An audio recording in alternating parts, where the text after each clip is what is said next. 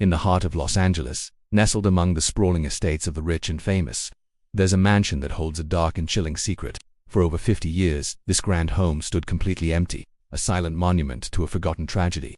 Curious neighbors would often peer through its dusty, grimy windows, trying to catch a glimpse of the world frozen inside, and what they saw was enough to send a shiver down anyone's spine. In the grand living room, a Christmas tree stood fully decorated, its once bright ornaments now covered in a thick layer of dust.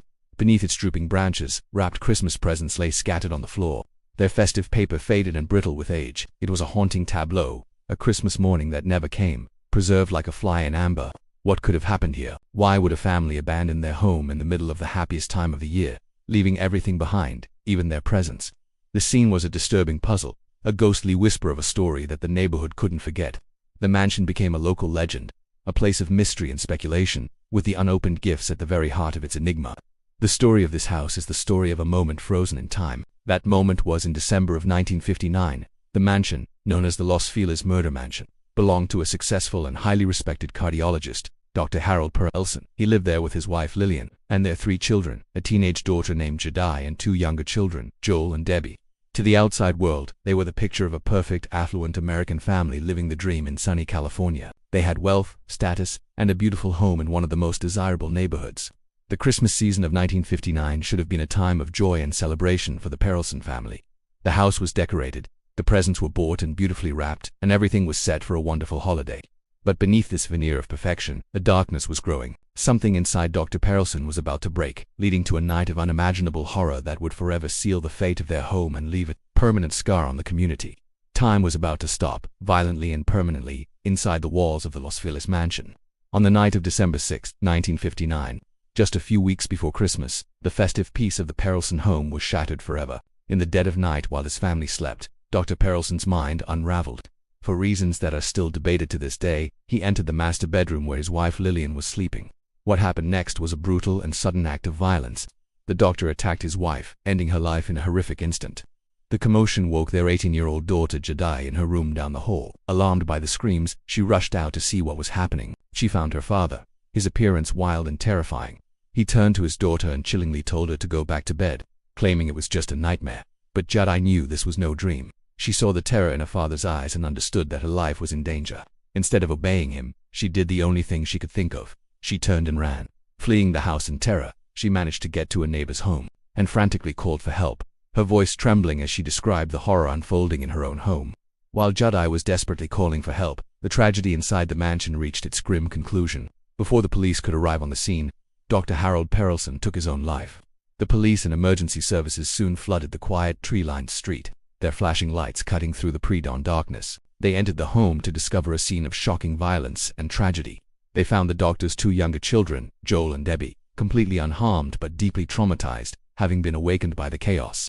The officers carefully led them out of the house, shielding them from the horrific scene in their parents' bedroom. Once the children were safe, the police did something unusual. After completing their initial investigation, they didn't clear the house out. Instead, they simply locked the front door, leaving everything inside exactly as it was at the moment the tragedy struck. The family's clothes were still in the closets, food was left in the kitchen, and furniture sat draped in the fashions of the late 1950s. And most hauntingly, the Christmas decorations, the fully trimmed tree, and the pile of unopened presents were all left behind, silent witnesses to that terrible night. For the next 50 years, the Los Feliz Murder Mansion remained a time capsule of that fateful night in 1959. The house was sold shortly after the tragedy to a family, the Enriques, who bought it at auction. But strangely, they never moved in. They used the sprawling property for storage, but they never lived there, never slept a single night under its roof. They never touched the Perelson family's belongings. Everything was left to decay. The clothes, the books, the furniture, and the Christmas decorations were left to rot, slowly succumbing to dust, cobwebs, and the passage of time. Through the decades, the mansion became a pilgrimage site for the curious and the brave. People would sneak onto the property to peer through the windows, their eyes adjusting to the gloom to see the ghostly scene within. The unopened presents under the tree became the focal point of the legend. What was inside them? Who were they for? For decades, nobody touched them. They sat there, year after year, their festive wrapping a cruel mockery of the joy they were meant to bring.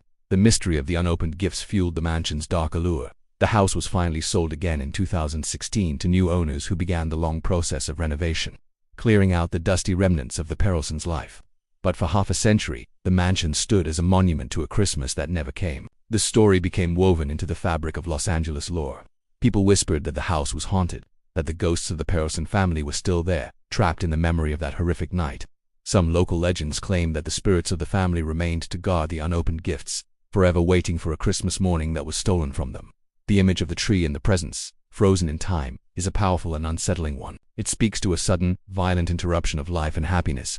It's a story about how, in an instant, a home filled with festive anticipation can become a tomb. The Los Feliz mansion is more than just a house with a dark past. It's a place where time itself seemed to stop, where Christmas Day was forever postponed, and where the echoes of a family's final moments lingered for generations. It is, and always will be, the house where Christmas never ended. Thanks for watching. If you found this story as fascinating as I did, make sure to like, subscribe, and hit that notification bell for more explorations into the unknown.